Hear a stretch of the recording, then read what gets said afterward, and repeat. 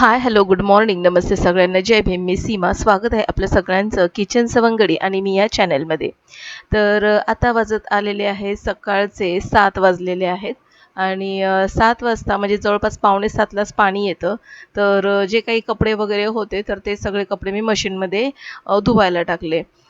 कसं आहे ना, मुलं थोडीशी उशिरा उठतात सुट्ट्या वगैरे असल्यामुळे. त्याच्यामुळे मग म्हटलं की चला हे कपडे वगैरे आता आपण धुवून टाकूया. कारण की पाणी असेल तर पटापट कपडे स्वच्छ असे धुतले जातात. आणि म्हणून मग मी जे काही एक्स्ट्राचे कपडे वगैरे होते, टॉवेल वगैरे ते लगेचच धुवायला टाकले. आणि इथे मी झाडांना पाणी घालते कारण की ना एवढं म्हणजे ऊन आणि उन्हाच्या झळा लागतायत ना, तर झाडांना रोजच्या रोज पाणी घालावंसं वाटतंय आणि घालावंच लागतं कारण की झाडं नाही पाणी घातले ना तर झाडं सुकायला लागतात. तिकडे मशीनमध्ये एके साईडला कपडे वगैरे धुता आहेत तोपर्यंत मी माझी अंघोळ वगैरे उरकून घेतली. आणि आता इथे मी माझं काही काम करत बसली आहे. तर आजचा दिवस माझा पूर्णपणे बिझी जाणार आहे. आज मला थोडंसं बाहेर जायचं आहे. कुठे जायचं आहे ते तुम्हाला नंतर कळेनच. तर इथे मी माझे पासपोर्ट साईजचे फोटो काढून घेतलेले आणि आपल्या मोबाईलमध्ये मी फोटो काढला आणि त्याची फोटो प्रिंट म्हणजे झेरॉक्स जिथे करतो आपण तर त्यांना सांगितलं फोटो प्रिंट करून द्या. तर त्यांनी करून दिली व्हाईट बॅकग्राऊंडमध्ये. तर आता ते फोटो मी व्यवस्थित कट करते आणि बघता बघता ना 1 ते 2 फोटो व्यवस्थित कट झाले नाही. तर तेच निलयशी मी बोलत होते. भरपूर सारं मला आज काम करायचे. काही डॉक्युमेंट्सचे झेरॉक्स देखील काढायचे आहेत आणि काही डॉक्युमेंट्स मी जे काही अरेंज केले होते तर ते व्यवस्थित मी फाईलला सेट केलेत का?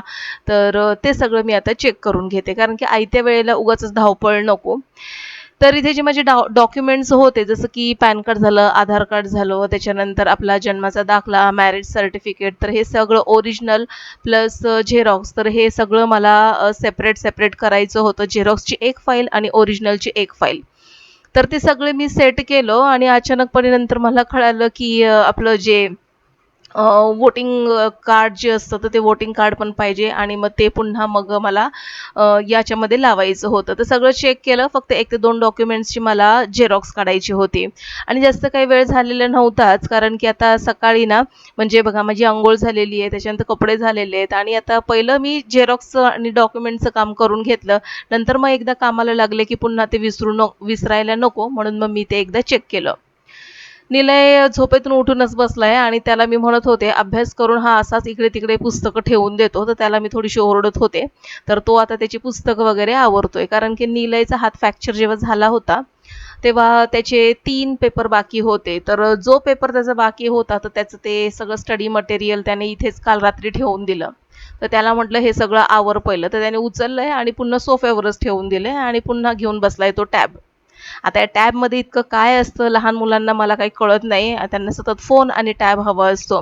सतत काही ना काही गेम बघत राहायचे, काही ना काही व्हिडिओ बघत राहायचे आणि व्हिडिओ देखील कसले बघतो तो, तर हे आपले स्ट्रीट फूड असतात ना, म्हणजे जसं की चायनीज प्रोडक्ट म्हणा किंवा आईस्क्रीमचे किंवा मग इन्स्टंट फूड कसं आपण बनवतो, तर ते सगळं तो बघत असतो आणि मला दाखवत असतो, "मम्मी हे बघ, हे असं बनवायचं, तू मला बनवून देशील का?" तर हे असं त्याचं दिवसभर चाललेलं असतं. तर त्याला म्हटलं ते थोडंसं टॅब थोडंसं बाजूला ठेव आणि पहिलं थोडंफार रिवाईज करून घे. तोपर्यंत मी इथे मांडून ठेवलेला पसारा तो सगळा आता आवरून घेते. तर इथे मी थोडीशी डस्टिंग वगैरे करून घेतली, टेबल वगैरे पुसून घेतला, टीव्ही वगैरे आणि ही बघा ही फाईल आतमध्ये ठेवली तर पुन्हा पडली. ते सगळे फाईल परत डॉक्युमेंट सगळे असे अस्ताव्यस्त म्हणजे झाले नाहीत. नशीब मी सगळं फाईलला लावलं होतं. नाहीतर ना आदल्या दिवशी मी असंच फक्त फाईलला सगळे पेपर लावून ठेवले, ते व्यवस्थित सेट केले नव्हते. तर झाडू वगैरे सगळं झालं होतं. सकाळी थोडासा झुंबा वगैरे देखील केला होता. आता ते सगळं काय इथे मी दाखवत बसलेली नाहीये. तर मला निघायचं आहे दुपारी जवळपास 1 ते 1:30च्या आसपास मला घरातून निघायचंय. साधारणपणे 1:15-1च्या आसपास निघायचंय. पण बघू आता किती माझं काम उरकतंय ते. तर म्हटलं जायच्या आधी ना सगळं घरातलं काम उरकून गेलं पाहिजे. त्याच्यानंतर आपलं घर ना स्वच्छ दिसलं पाहिजे. म्हणजे बाहेरून जरी आलं ना, तर अस्ताव्यस्त घर जर दिसलं, तर आणखीन मग आपल्याला चिडचिड होते.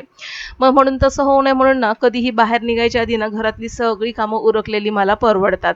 कारण की आल्यानंतर घरात जर पाऊल टाकलं, तर घर कसं व्यवस्थित नीटनेटकं दिसलं पाहिजे. तर आता इथे माझ्याकडे थोडासा वेळ होता, तर म्हटलं की आता काही जास्त वाजलेलेच नाहीये, साधारणपणे 9:15 होत आलेले. तर म्हटलं की आता इथे लादी वगैरे मी पुसून घेते आणि निलयला सांगितलं मी अंघोळ वगैरे करून घे. तर निलय म्हणतोय, "मम्मी 5 मिनिट आणखीन थांब जरा." तर ह्याचे 5 मिनिटं करता करता कधी वेळ होऊन जातो त्याचं त्यालाच कळत नाही. लादी वगैरे पुसून झाली, किचनमध्ये आले आणि माझा नाश्ता वगैरे आणखीन बाकी होता. तर म्हटलं पहिला चहा वगैरे करते, कारण की भूक देखील लागली होती आता मला. जवळपास 9:30 होऊन गेलेले आहे. थोडासा मोबाईलवर देखील माझा टाईमपास झाला, कारण की खूप सारे असं आपण चेक करत असतो, की कोणाचे मेसेज वगैरे काय स्क्रोलिंग वगैरे असते. त्याच्यामध्ये थोडासा वेळ जातोच. तर इथं बऱ्यापैकी माझा वेळ गेला होता. तर किचनमध्ये आले, चहा ठेवला आणि आज म्हणजे दुधाचा चहा घ्यायची इच्छा होती. तर म्हटलं, की चला चहा घेऊन चहा बनवायला टाकूया. तर इथे मी मस्तपैकी दुधाचा चहा ठेवलाय. तोपर्यंत साईडला मी लगेचच मुगाची डाळ करून ठेवणार आहे. कारण की ना मुलांच्या आवडीचं जेवण जेव्हा मी बनवून जाते ना, तर मुलं पोटभर जेवतात आणि मग मलाही टेन्शन नसतं, की बाहेर गेल्यानंतर की मुलं जेवली आहेत की नाही. कारण की मला एक खात्री असते, की मुलांच्या आवडीचं जेव्हा मी बनवून ठेवते ना, तर मुलं ना पोटभर जेवतात आणि शिल्लक वगैरे असं अजिबातच काही राहत नाही. तर इथे मी आता मुलांच्या आवडीची मूग डाळ बनवतेय कांदा टोमॅटोतली, जसं की डाळ कांदा आपण म्हणतो तसं. तर मूग डाळ वगैरे अशी बनवून ठेवली ना, मुलांना दुसरं काहीच लागत नाही. तर इथे मी मूग डाळ बनवून ठेवणार आहे. त्याच्यानंतर भाजी आणि भाकरी. तर असं आजचं माझं रुटीन आहे आणि भरपूर कामं देखील आहेत. झेरॉक्स काढायचं आहे, त्याच्यानंतर ठाण्याला जायचं आहे मला. तर बघू आता इतकं सगळं मला करायला जमतंय का?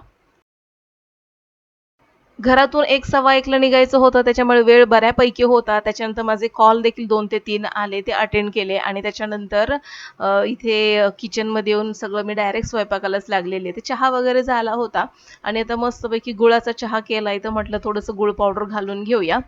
तर ना साखर शक्यतो टाळली पाहिजे आणि कितीही प्रयत्न केला तरी साखर टाळायचा, तरी गुळाची पावडर ही आपल्या पोटात जातेच जाते.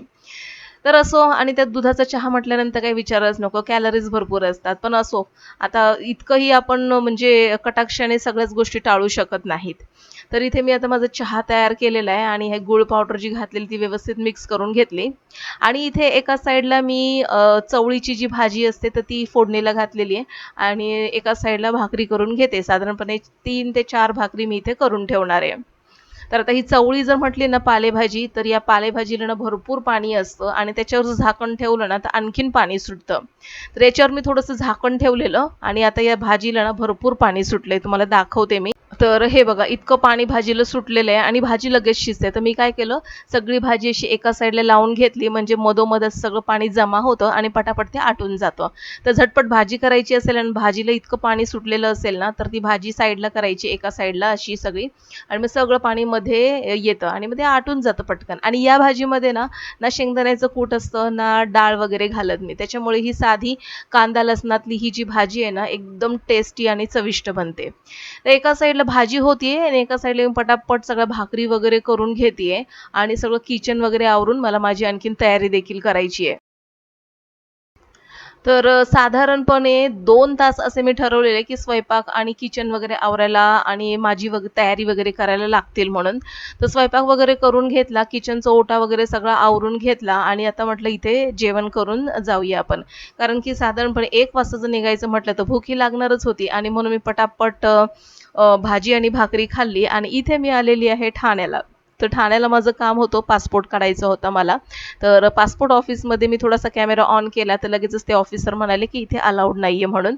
तर लगेचच मी कॅमेरा बंद केला. माझं सगळं काम झालं, बाहेर आले मी आणि आता भूक देखील लागली होती. इथेच आमचे जवळपास 4:30 होऊन गेलेले. मम्मीचा पण पासपोर्ट काढायचा होता आणि मला पण.